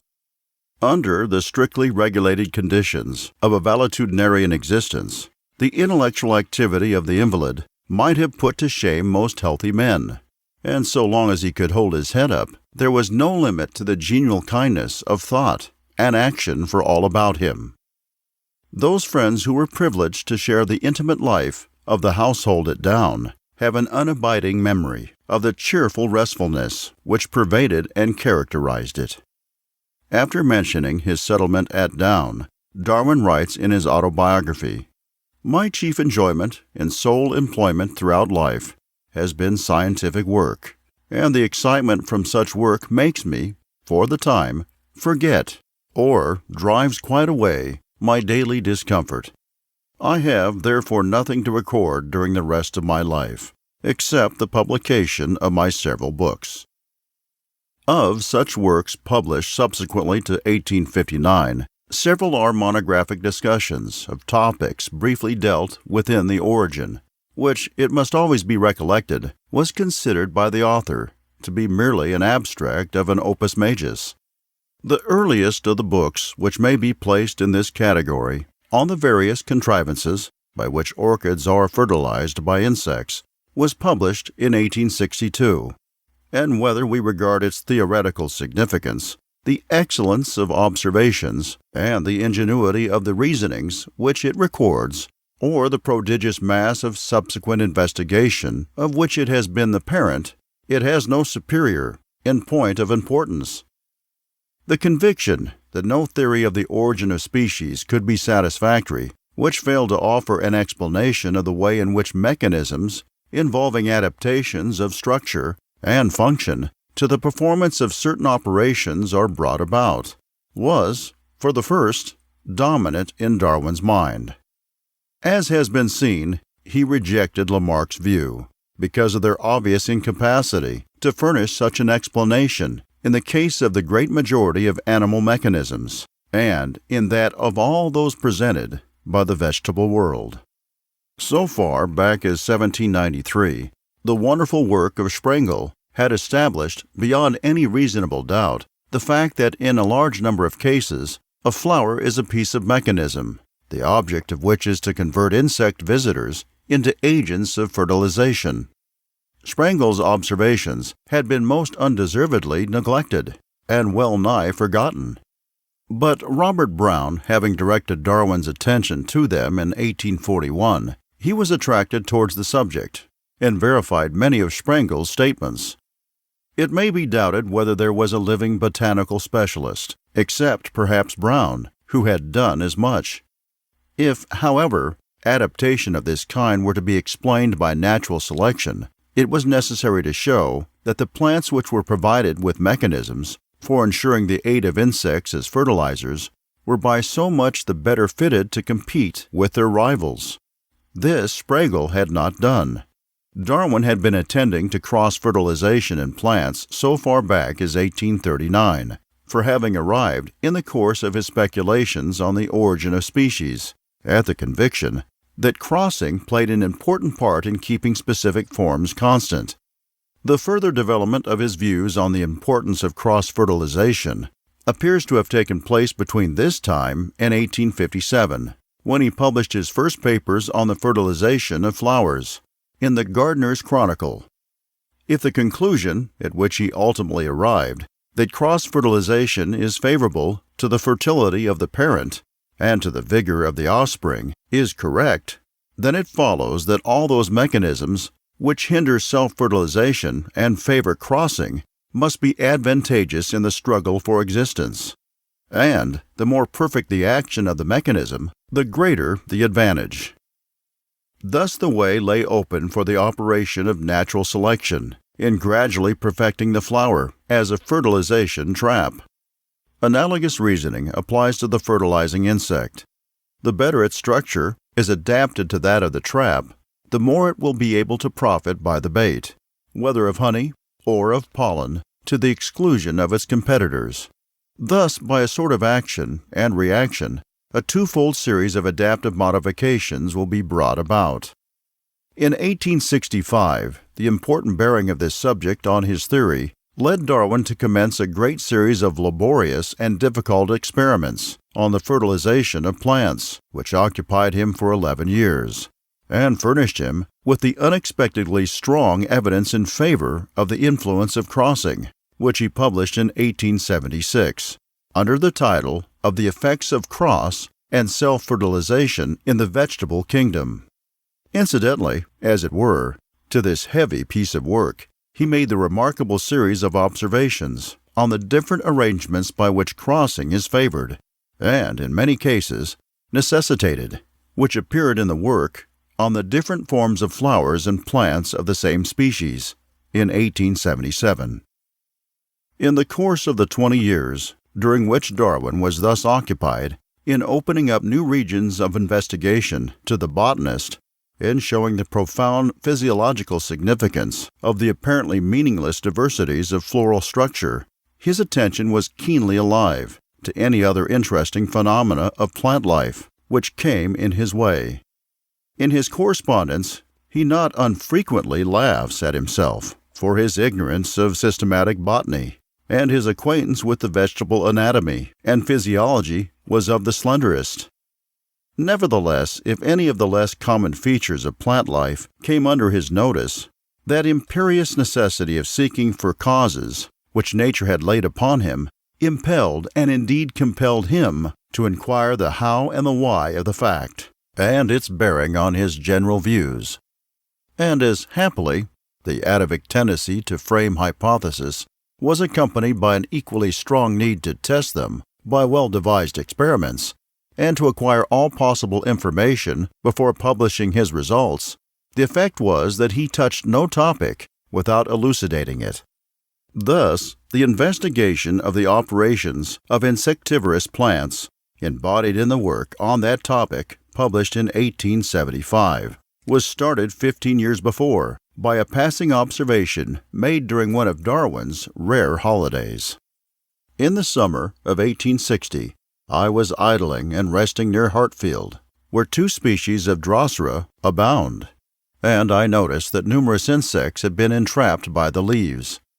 I carried home some plants, and on giving them some insects, saw the movements of the tentacles, and this made me think it possible that the insects were caught for some special purpose.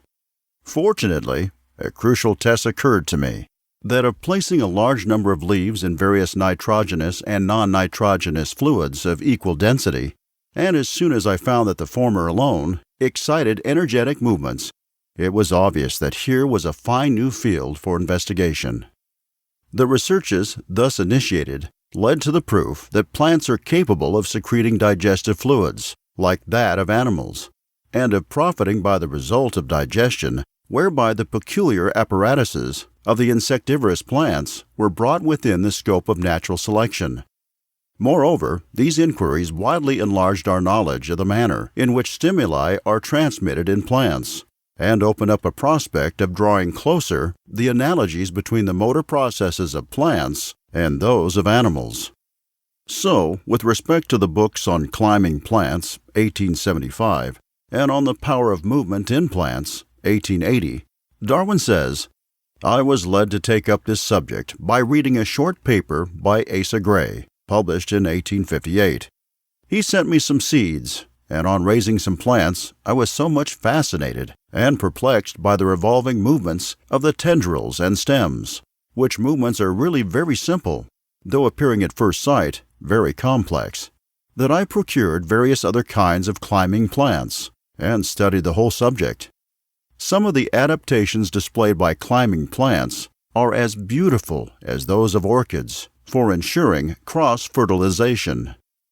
In the midst of all this amount of work, remarkable alike for its variety and its importance among plants, the animal kingdom was by no means neglected.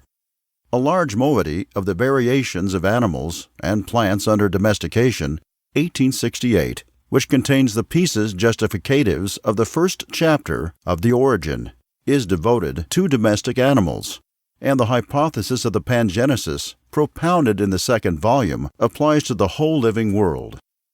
In The Origin, Darwin throws out some suggestions as to the causes of variation, but he takes heredity, as it is manifested by individual organisms, for granted as an ultimate fact.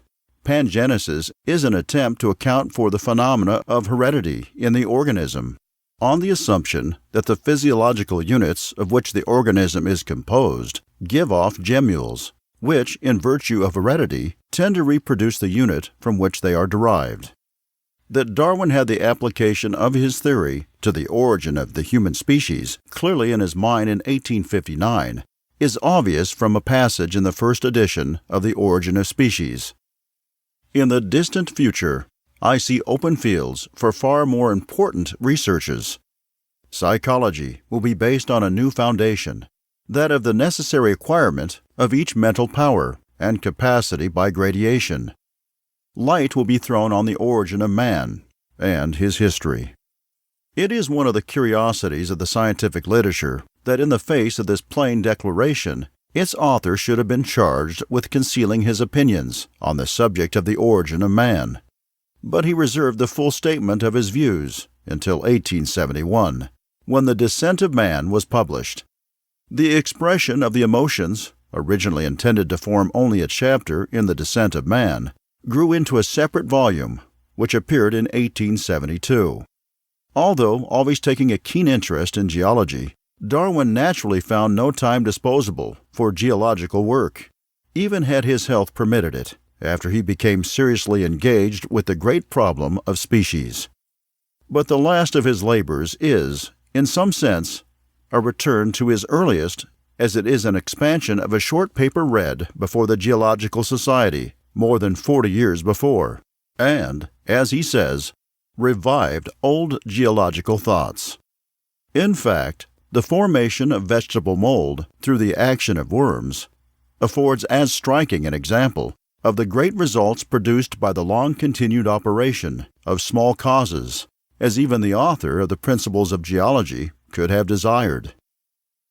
In the early months of 1882, Darwin's health underwent a change for the worse.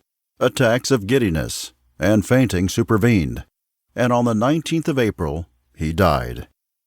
On the 24th his remains were interred in Westminster Abbey, in accordance with the general feeling that such a man as he should not go to the grave without some public recognition of the greatness of his work. Mr. Darwin became a Fellow of the Royal Society in 1839. One of the Royal Medals was awarded to him in 1853, and he received the Copley Medal in 1864. The life and letters edited with admirable skill and judgment by Mr. Francis Darwin gives a full and singularly vivid presentment of his father's personal character, of his mode of work, and of the events of his life. In the present brief obituary notice, the writer has attempted nothing more than to select and put together those facts which enable us to trace the intellectual evolution of one of the greatest of the many great men of science, whose names adorn the long roll of the Fellows of the Royal Society.